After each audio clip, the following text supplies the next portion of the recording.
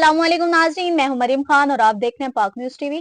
खबर शामिल करते हैं फैसलाबाद से। हमारे नुमाइंदे शफकत अली की रिपोर्ट के मुताबिक फैसलाबाद में तानलियावाला के करीब धुंध के बायस कार गन्ने से लदी ट्राली से टकराने के नतीजे में 6 अफराद जाँ बहक और 3 जख्मी हो गए।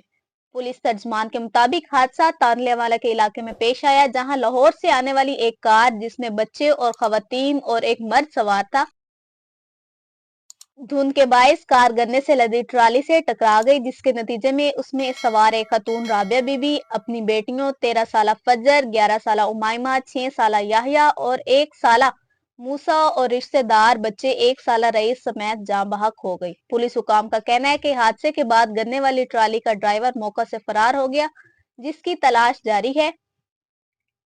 पुलिस के मुताबिक कार चलाने वाला शख्स शाहजेब बीवी और बेटे समेत शदीद जख्मी हुए। हादसे की इतला मिलने पर पुलिस और रेस्क्यू एहलकारों ने मौके पर पहुंचकर इमदादी कार्रवाइयों के दौरान लाशें और जख्मियों को कार से निकालकर अस्पताल मुंतकिल कर दिया, जहां तीनों शदीद जख्मी को इलाज के लिए अलाइड अस्पताल फैसलाबाद मुंतकिल कर दिया गया है।